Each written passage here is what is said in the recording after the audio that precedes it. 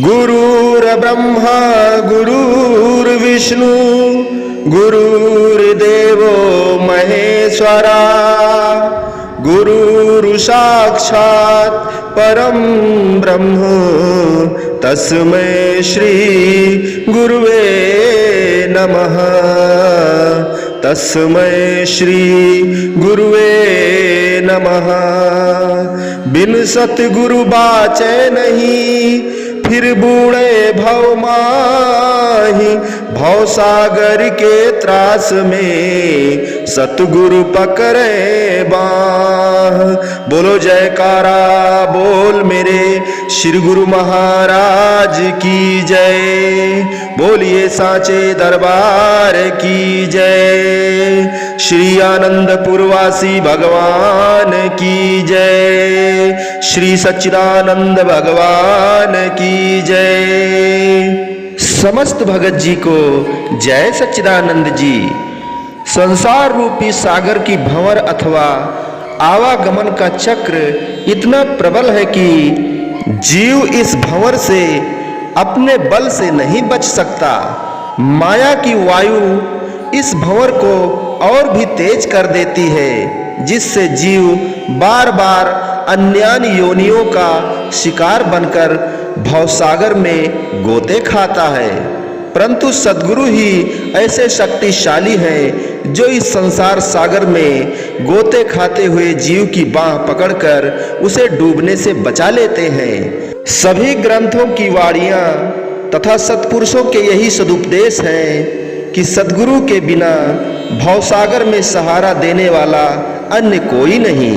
संत अपनी वाणी में लिखते हैं कि डूबत रहा भव सिंध में लोभ मोह की धार। दरिया गुरु तैरू मिला कर दिया पहले पार। अतएव संत महापुरुष भवसागर के माझी बनकर अवतरित होते हैं। सांसारिक दुखों से छुटकारा दिलाकर मानसिक प्रसन्नता प्रदान करते हैं, आवागमन के चक्र से छुड़ाते हैं। इसलिए संत महापुरुषों की नितांत आवश्यकता है।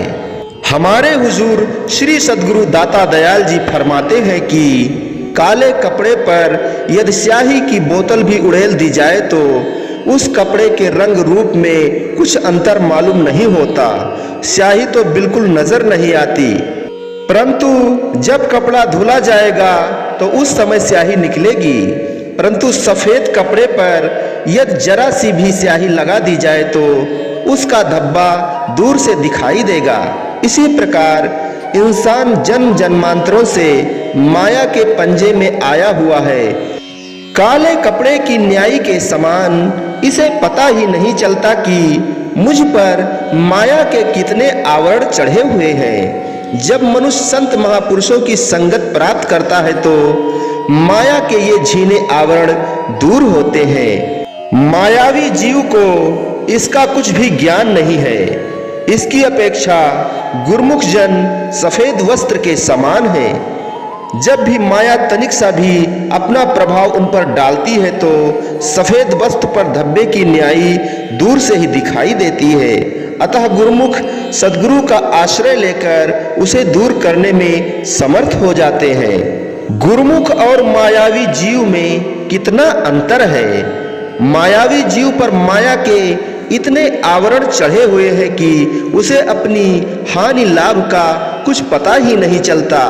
माया युक्त स्याह मन को क्या पता चले कि भक्ति रूपी सफेदी किसे कहते हैं। जैसे अंधेरे में मार्ग दिखाई नहीं देता, ऐसे ही माया की जंजीरों में जकड़े हुए मायावी जीव की दशा है। वह समझता है कि दुनियावी सुख ऐश्वर्यों भोगों में विषय वासनाओं की पूर्ति करना ही जीवन का ध्येय है।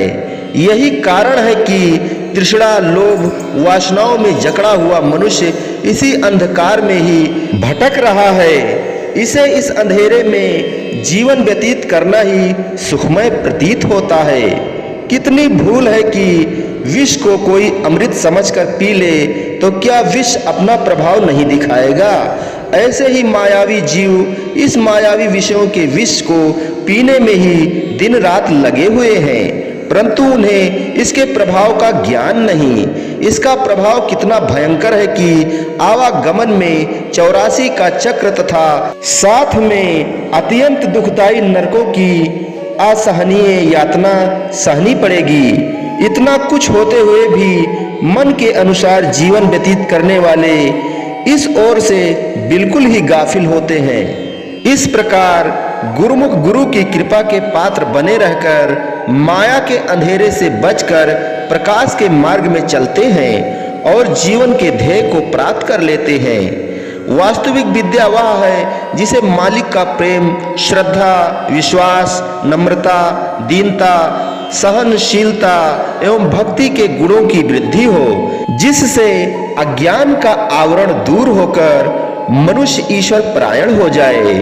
संत दादू दयाल जी कहते हैं कि बांध्या मुक्ता कर लिया उर्झया सूरज समान, बैरी मीता कर लिया दादू उत्तम ज्ञान, झूठा साचा कर लिया कांचा कंचन सार, मैला निर्मल कर लिया दादू ज्ञान विचार। अर्थात जिसने अपने आप को सांसारिक उलझनों में ना फंसाकर मन और माया रूपी शत्रुओं को अपना मित्र बनाकर स्वयं को आवागमन के बंधन से मुक्त कराने का साधन कर लिया, उसने ही वास्तव में उत्तम ज्ञान को प्राप्त किया।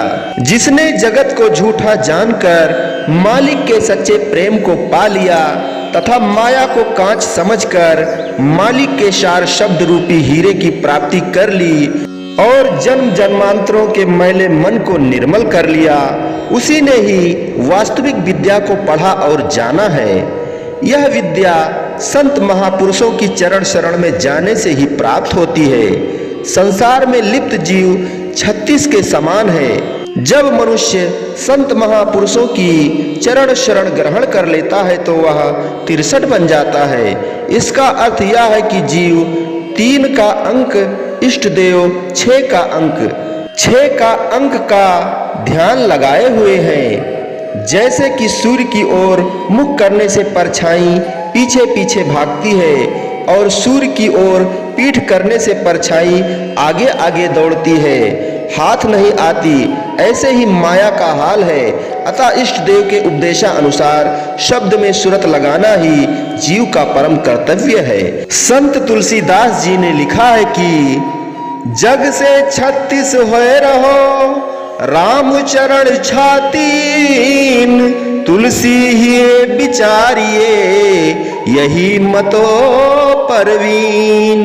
संसार से 36 बनकर अर्थात पीठ देकर रहना चाहिए और भगवान की ओर 63 की न्यायी अर्थात हर समय इष्ट देव श्री सद्गुरु जी का ध्यान करना और उनके शब्द में सूरत जोड़नी चाहिए। संत तुलसीदास जी का कथन है कि ऐसा करना ही बुद्धिमता है।